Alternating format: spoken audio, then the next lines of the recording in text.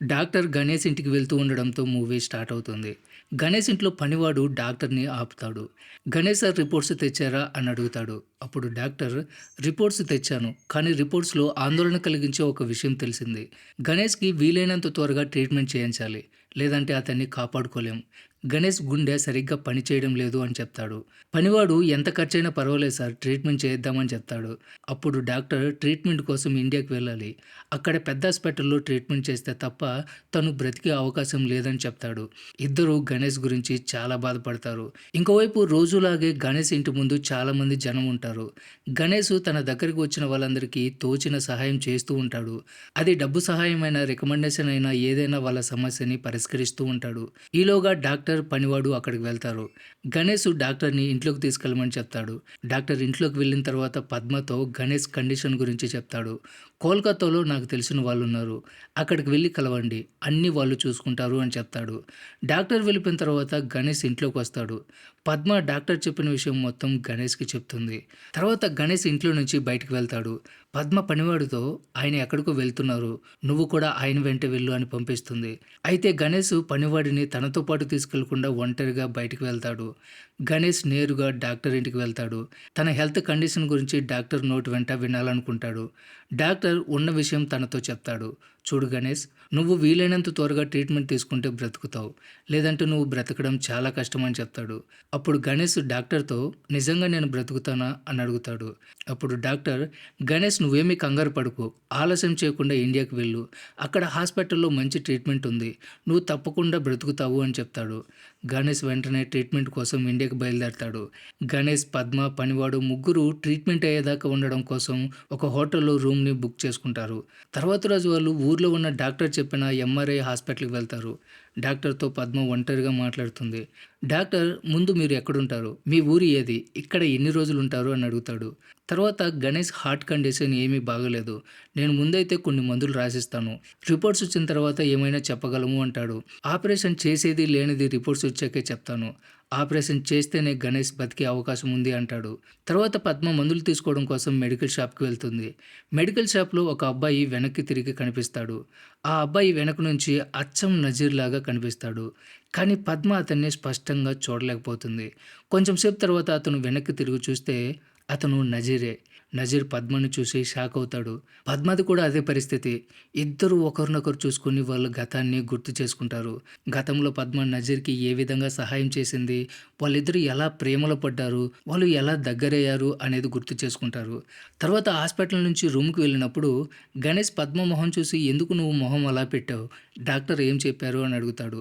Reports వచ్చిన తర్వాతే doctor ఏదైనా చెప్తాను అన్నారు అంటుంది.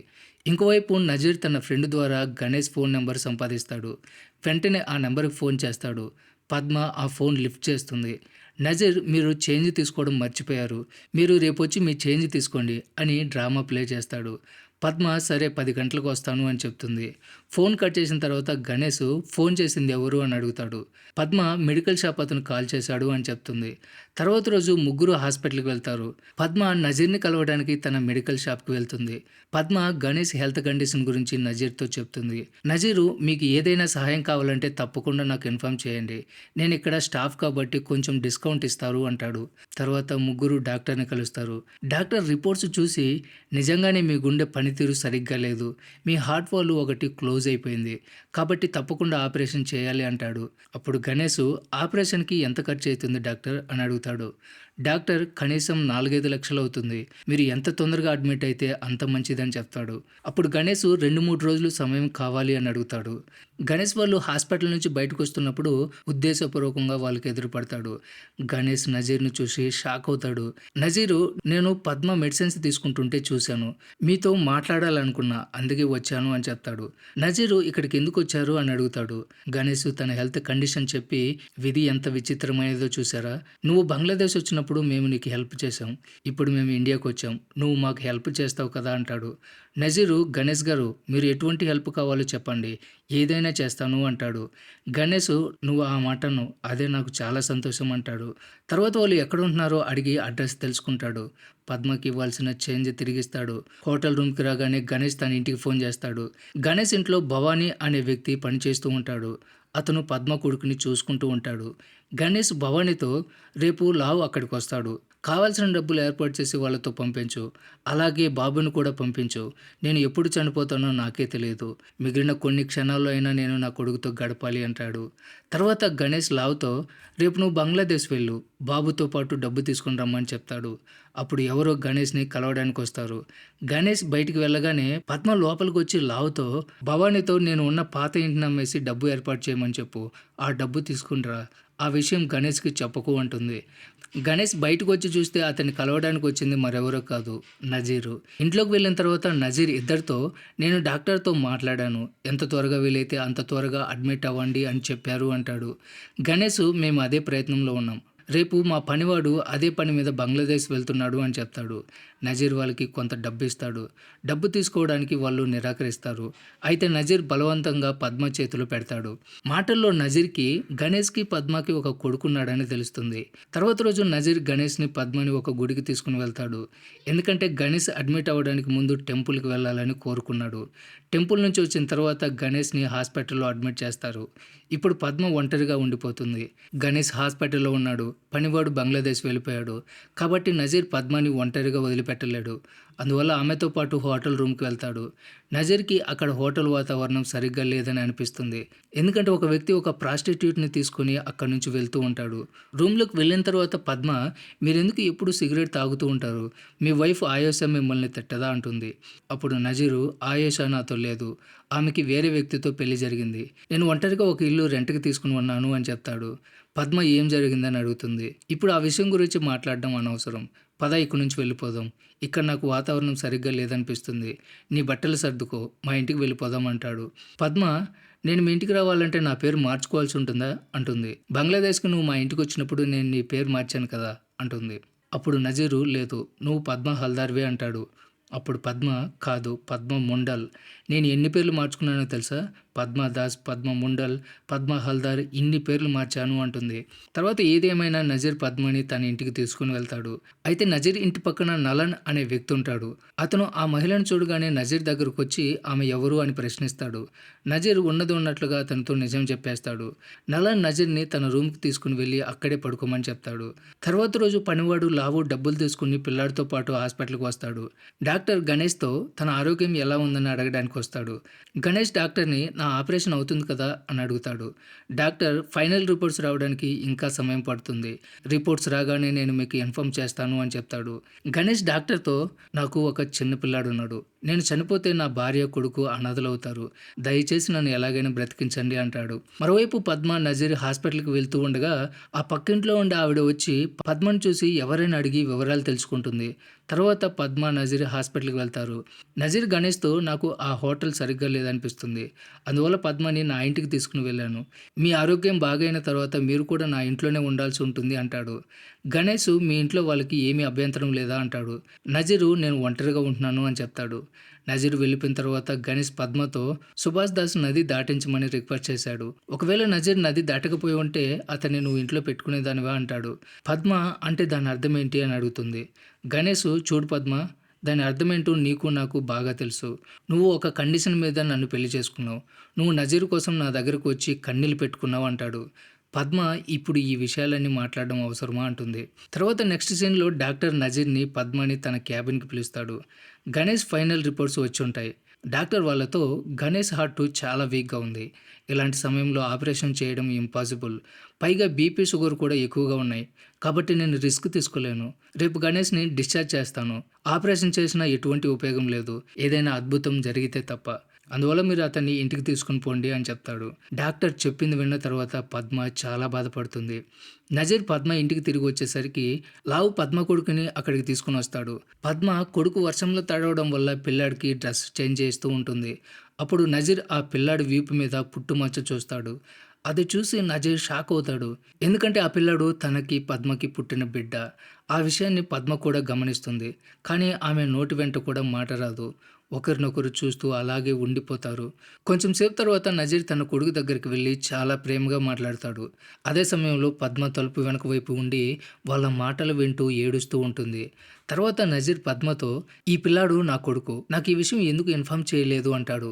పద్మ తెలిస్తే ఏం చేస్తాం? నువ్వు బంగ్లాదేశ్ వచ్చేవాడివా? వాడు పుట్టడానికి కారణం నువ్వైనంత మాత్రాన వాడు నీ కొడుకు కాదు. వాడి ఆలనా పాలనా చూసి పెంచి పెద్ద చేసింది గణేష్ అంటుంది. తర్వాత రోజు నజీర్ గణేష్‌ని ఇంటికి తీసుకురావడానికి హాస్పిటల్‌కి వెళ్తాడు. అదే సమయంలో నజీర్ ఇంటి బయట సూరజ్ అనే వ్యక్తి వచ్చి నజీర్‌ని పిలుస్తూ ఉంటాడు. అయితే నజీర్ ఇంట్లో లేకపోవడం వల్ల పద్మ బయటకొస్తుంది. సూరజ్‌కి నజీర్ హాస్పిటల్‌కి వెళ్ళాడు అని చెప్తుంది. అప్పుడు సూరజ్ నజీర్ వస్తే నేను తన కోసం వచ్చానని చెప్పమని అంటాడు. ఆ మాట చెప్పి అతను అక్కడి నుంచి వెళ్ళిపోతూ ఉండగా అతనికి నజీర్ ఇంటి పక్కన ఉండే ఆవిడ ఎదురుపడుతుంది. నిజానికి ఆమెనే నజీర్ ఇంట్లో వేరే ఎవరో ఉంటున్నారని ఇన్ఫార్మ్ చేసింది. ఇలా పుల్లలు పెట్టేవాళ్ళు కొంతమంది ఉంటారు కదా! తర్వాత నజీర్ ఒక ఆక్సిజన్ సిలిండర్‌తో పాటు గణేష్‌ని తన ఇంటికి తీసుకొని వస్తాడు. సూరజ్ మళ్ళీ అక్కడికి వస్తాడు. నజీర్‌ని పిలిచి, "నేను నీకు ఈ ఇల్లు రెంట్‌కి మాత్రమే ఇచ్చాను. ఇది నీ గెస్ట్ హౌస్ కాదు ఎవరు పడితే వాళ్ళు ఉండటానికి. మొదటి రోజు నువ్వు ఆ అమ్మాయి మాత్రమే ఉన్నారని నాకు తెలిసింది. అది నిజమేనా?" అంటాడు. అప్పుడు నజీర్ పక్కన ఉండే నలన్ వచ్చి, "మీరు తప్పుగా అర్థం చేసుకున్నారు. ఆ రోజు నజీర్ నా గదిలో పడుకున్నాడు" అని చెప్తాడు. నజీర్ సూరజ్‌తో, "వీళ్ళు నా గెస్ట్‌లు. వాళ్ళు బంగ్లాదేశ్ నుంచి వచ్చారు. వాళ్ళ పరిస్థితి బాగోలేదు. అలాంటప్పుడు నా ఇంట్లో కొంచెం ప్లేస్ ఇవ్వలేనా?" అంటాడు. ఆ హంగామంతా చూసి గణేష్ కూడా బయటకొస్తాడు. గణేష్ సూరజ్‌తో, "మీరేమీ దిగులు పడకండి. డాక్టర్ మమ్మల్ని వెళ్ళిపోమని చెప్తే వెంటనే మేము ఇక్కడి నుంచి వెళ్ళిపోతాము" అంటాడు. గణేష్ పరిస్థితి తెలుసుకుని సూరజ్ తను మాట్లాడిన మాటలకు సిగ్గుపడతాడు. తర్వాత గణేష్ సూరజ్‌ని పిలిచి, "బాబు కోల్కతా అంతా చూడాలనుకుంటున్నాను. నువ్వు మాకు కోల్కతా చూపిస్తావా?" అని అడుగుతాడు. సూరజ్, "సరే మనం రేపు బయటికి వెళ్దాం" అంటాడు. మాటల్లో గణేష్, "నువ్వు ఇప్పటివరకు ఎందుకు పెళ్లి చేసుకోలేదు? నువ్వు చాలా అందంగా ఉంటావు కదా! నీకు ఏ అమ్మాయి దొరకలేదా?" అంటాడు. నజీర్ గణేష్‌తో, "నువ్వు పద్మని తప్ప ఇంకెవరిని ఎందుకు ప్రేమించలేదు?" అని అడుగుతాడు. అప్పుడు గణేష్, "ఆమెని తప్ప నేను ఎవరిని ప్రేమించలేదు" అంటాడు. "నేను కూడా ఎవరిని ప్రేమించలేను" అని చెప్తాడు. గణేష్ అతని మాటలు విని షాక్ అయ్యి ఆలోచనలో పడతాడు. తర్వాత రోజు నజీర్ అందరినీ బయటికి తీసుకుని వెళ్తాడు. ఒక ప్లేస్‌లో నజీర్, పద్మ కొడుకు ఒకే చోట ఉండడం గణేష్ చూస్తాడు. అప్పుడు గణేష్‌కి ఒక ఐడియా వస్తుంది. ఇంటికి వెళ్ళిన తర్వాత గణేష్, "డాక్టర్ నాకు ఎప్పుడు ఆపరేషన్ చేస్తా అన్నారు" అని పద్మని అడుగుతాడు. ఎందుకంటే పద్మ ఇప్పటివరకు గణేష్‌కి నిజం చెప్పలేదు. ఆమె తడబడుతూ, "ఇంకా కొంచెం సమయం పడుతుంది. వాళ్ళే ఫోన్ చేస్తారని చెప్పారు" అంటుంది. అప్పుడు గణేష్, "చూడు పద్మ, నిజం చెప్పు. నా ఆరోగ్యం గురించి నిజం తెలుసుకునే హక్కు నాకుంది. ఎప్పుడో ఒకసారి చనిపోక తప్పదు" అంటాడు. చివరికి పద్మ ఏదోలాగా గణేష్‌తో నిజం చెప్పేస్తుంది. అది విన్న తర్వాత గణేష్ చాలా అప్సెట్ అవుతాడు. కొంచెం సేపు తర్వాత నజీర్‌ని, పద్మని పిలిచి, "చూడండి, నేను ఎన్నో రోజులు బ్రతుకుతానో నాకే తెలీదు. అలాగే మీ ఇద్దరు ఒకరినొకరు ఎంతగానో ప్రేమించుకున్నారన్న విషయం నాకు తెలుసు. నేను చనిపోయిన తర్వాత నువ్వు బాబుని ఎలా చూసుకుంటావు? నువ్వు ఒంటరిగా ఎలా జీవిస్తావు? కాబట్టి మీ ఇద్దరు పెళ్లి చేసుకోండి" అంటాడు. పద్మ, "నేను మీ భార్యని. మీరు చనిపోయిన తర్వాత నేను వితంతువుగా జీవిస్తాను. మొదట్లో కూడా నేను అలాగే జీవించాను. ఒంటరిగా జీవించడం నాకు కొత్తేమీ కాదు" అంటుంది. "నేను నజర్‌ని ప్రేమిస్తున్నాను. ఆ విషయం నేను అంగీకరిస్తున్నాను. కానీ ఇప్పుడు నేను మీ భార్యని. మీరే నా కుటుంబం. నాకొక కొడుకున్నాడు. మీ గురించి ఇప్పుడు నా దిగులంతా" అని అక్కడి నుంచి వెళ్ళిపోతుంది. పద్మ బయటికి వెళ్ళిపోయిన తర్వాత గణేష్ నజీర్‌తో, "నేను చనిపోయిన తర్వాత నువ్వు పద్మను ఒప్పించి పెళ్లి చేసుకో. పద్మని, బాబుని బాగా చూసుకో. నువ్వు తప్ప ఈ ప్రపంచంలో పద్మని ఎవ్వరూ బాగా చూసుకోలేరు" అంటాడు. కానీ నజీర్ కూడా నిరాకరిస్తాడు. అయితే గణేష్ నజీర్‌ని బలవంత పెడతాడు. నా చివరి కోరికగా పద్మని పెళ్లి చేసుకోమని మాట తీసుకుంటాడు. తర్వాత రోజు నజీర్ ఇంటి దగ్గర గణేష్ ఆరోగ్యం బాగుపడాలని పూజ ఏర్పాటు చేస్తాడు. పూజ ముగిసిన తర్వాత ఆశీర్వాదం తీసుకోవడం కోసం గణేష్‌ని పిలుస్తారు. అయితే నజీర్‌కి గణేష్ ఎక్కడా కనిపించడు. గణేష్ కనిపించడం లేదని తెలిసి అందరూ అతని కోసం అన్ని చోట్ల వెతుకుతారు. అలా వెతికి వెతికి చీకటి పడుతుంది. కానీ గణేష్ ఎక్కడా కూడా కనిపించడు. నజీర్ ఇంటికి తిరిగి వచ్చి పద్మతో, "గణేష్ ఎక్కడ కనిపించడం లేదు" అంటాడు. పద్మ, "గణేష్ ఎక్కడా కనిపించడు" అని చెప్పి గణేష్ రాసిన లెటర్ నజీర్‌కి ఇస్తుంది. అందులో, "ఇప్పుడు నాకు ఆత్మహత్య మాత్రమే శరణ్యం. వేరే మార్గమే లేదు. నేను ఉన్నంత వరకు నువ్వు నజీర్‌ని పెళ్లి చేసుకోవు. అందుకే నేను మీకు దూరంగా వెళ్ళిపోతున్నాను. నువ్వు నాకు భార్యగానే ఉన్నావు. కానీ నువ్వు నన్ను ఎప్పుడూ ప్రేమించలేదు" అని ఉంటుంది. కొంచెం సేపు తర్వాత పద్మ బంగ్లాదేశ్ వెళ్ళడానికి తన బట్టలు సర్దుకుంటుంది. నజీర్ పద్మతో, "నువ్వు బంగ్లాదేశ్‌కి వెళ్ళి ఏం సాధిస్తావు? పైగా ఇప్పుడే నాకు కొడుకున్నాడని తెలిసింది. ఇప్పటి వరకు నాకు ఆ విషయం కూడా తెలీదు.